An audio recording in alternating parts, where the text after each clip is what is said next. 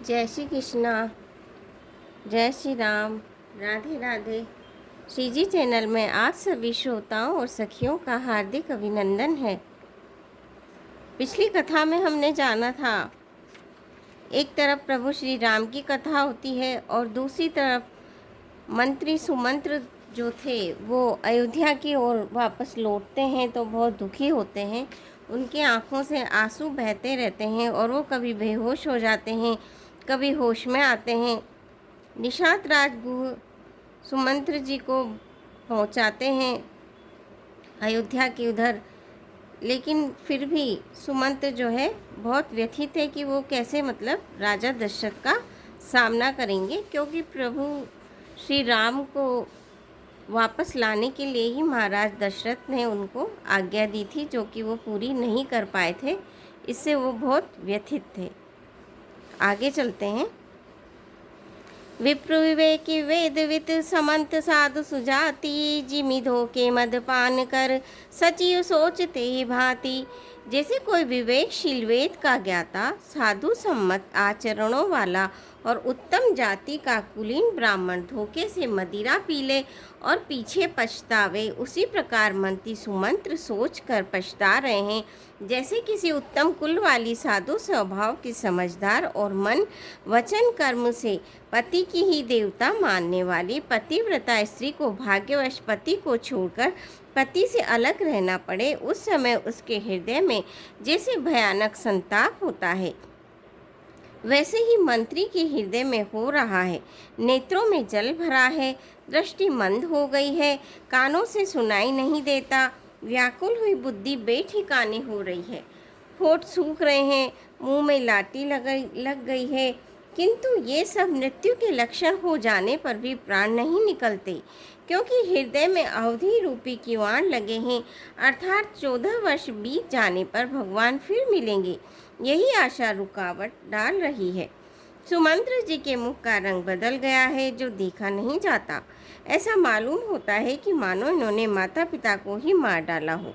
उनके मन में राम वियोग रूपी हानि की महान ग्लानि पीड़ा छा रही है, जैसे कोई पापी मनुष्य नर को जाता हुआ रास्ते में सोच कर रहा हो। मुंह से वचन नहीं निकलते, हृदय में पछताते हैं कि मैं अयोध्या में जाकर क्या देखूंगा। श्री रामचंद्र जी से शून्य रथ को जो भी देखेगा वही मुझे देखने में संकोच करेगा, अर्थात मेरा मुंह नहीं देखना चाहेगा। नगर के सब व्याकुल स्त्री पुरुष सब दौड़कर मुझसे पूछेंगे, तब मैं हृदय पर वज्र रखकर सबको उत्तर दूंगा। जब दीन दुखी सब माताएं पूछेंगी, तब हे विधाता मैं उन्हें क्या कहूँगा। तब लक्ष्मण जी की माता मुझसे पूछेंगी, तब मैं उन्हें कौन सा सुखदायी संदेशा कहूँगा। श्री राम जी की माता जब इस प्रकार दौड़ी आएंगी, जैसे नई ब्याही हुई गो बछड़े को याद करके दौड़ी आती है, तब उनके पूछने पर मैं उन्हें यह उत्तम उत्तर दूंगा कि श्री राम लक्ष्मण और सीता वन को चले गए। जो भी पूछेगा उसे यही उत्तर देना पड़ेगा, हाय अयोध्या जाकर अब मुझे यही सुख लेना है।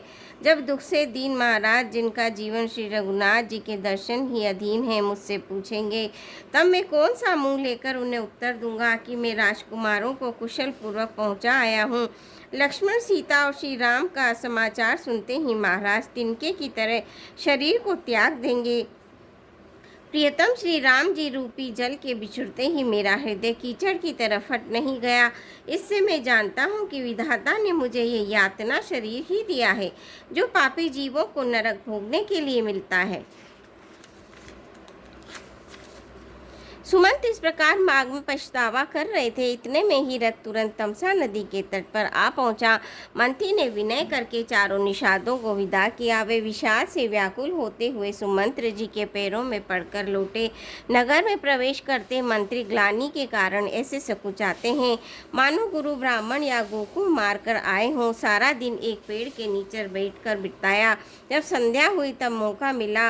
अंधेरा होने पर उन्होंने अयोध्या में प्रवेश किया और रथ को दरवाजे पर खड़ा करके वे चुपके से महल में घुसे।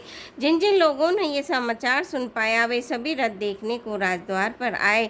रथ को पहचान कर और घोड़ों को व्याकुल देख उनके शरीर से गले जा रहे हैं, क्षीण हो रहे हैं जैसे घास में ओले। नगर के स्त्री पुरुष कैसे व्याकुल हैं, जैसे जल के घटने पर मछलियां व्याकुल होती हैं।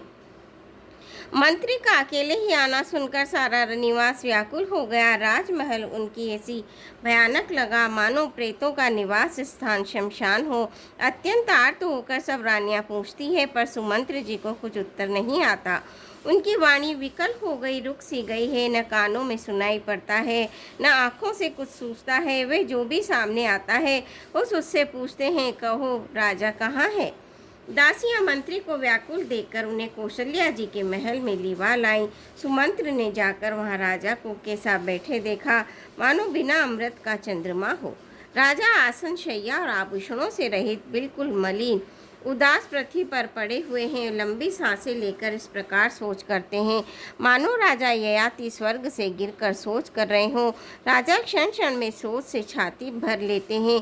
ऐसी विकल दशा है मानो गीधराज जटायु का भाई संपाति पंखों के जल जाने पर गिर पड़ा हो। राजा बार बार राम राम, हा स्नेही प्यारे राम कहते हैं, फिर हा राम, हा लक्ष्मण, हा जानकी ऐसा कहने लगते हैं। मंत्री ने देखकर जय जीव कहकर दंडवत प्रणाम किया। सुनते ही राजा व्याकुल होकर उठे और बोले, सुमंत्र कहो राम कहाँ है। राजा ने सुमंत्र को हृदय से लगा लिया, मानो डूबते हुए आदमी को कुछ सहारा मिल गया हो। मंत्री को स्नेह के साथ पास बैठाकर नेत्रों में जल भरकर राजा पूछने लगे, हे मेरे प्रेमी सखा, श्री राम की कुशल कहो। बताओ, श्री राम, लक्ष्मण और जानकी कहाँ है। उन्हें लौटा लाए हो कि वे उन वन को चले गए। यह सुनते ही मंत्री के नेत्रों में जल भर आया। शोक से व्याकुल होकर राजा फिर पूछने लगे, सीता, राम और लक्ष्मण का संदेशा तो कहो। श्री रामचंद्र जी के रूप, गुणशील और स्वभाव को याद करके राजा हृदय में सोच करते हैं और कहते हैं, मैंने राजा होने की बात सुनकर वनवास दे दिया। यह सुनाकर भी जिस राम के मन में हर्ष और विषाद नहीं हुआ, ऐसे पुत्र के बिछड़ने पर भी मेरे प्राण नहीं गए, तब मेरे समान बड़ा पापी कौन होगा। हे सखा, श्री राम, जानकी और लक्ष्मण जहाँ हैं मुझे भी वहीं पहुँचा दो, नहीं तो मैं सत्य भाव से कहता हूँ कि मेरे प्राण अब चलना ही चाहते हैं। राजा बार बार मंत्री से पूछते हैं, मेरे प्रियतम पुत्रों का संदेशा सुनाओ। हे सखा, तुम तुरंत वही उपाय करो जिससे श्री राम, लक्ष्मण और सीता को मुझे आंखों दिखा दो। मंत्री धीरज धरकर कोमल वाणी से बोले, आप पंडित और ज्ञानी हैं। हे देव, आप शूरवीर तथा उत्तम धैर्यवान पुरुषों में श्रेष्ठ हैं। आपने सदा साधुओं के समाज का सेवन किया है। जन्म मरण, सुख दुख के भोग, हानि लाभ, प्यारों का मिलना बिछड़ना, ये सब है स्वामी काल और कर्म के अधीन रात और दिन की तरह बरबस होते रहते हैं। मूर्ख लोग सुख में हर्षित और दुख में रोते हैं, पर धीर पुरुष अपने मन में दोनों को समान समझते हैं। हे सबके हितकारी रक्षक, आप विवेक विचार कर धीरज धरिए और शोक का परित्याग कीजिए। प्रथम वासुतम सावयऊ, दूसर सुर सरितीर, नहाई रे जलपान करिए, सिय समेत दो वीर, सियापति रामचंद्र की जय, पवन पुत्र हनुमान की जय। मंगल भवनी अमंगल हारी, दबौ सुदशरथ अजर बिहारी, दीन दयाल विरद संभारी, हरौ नाथ मम संकट भारी। श्रोताओं, आज के लिए बस इतना ही। कल फिर आपसे भेंट होगी। धन्यवाद।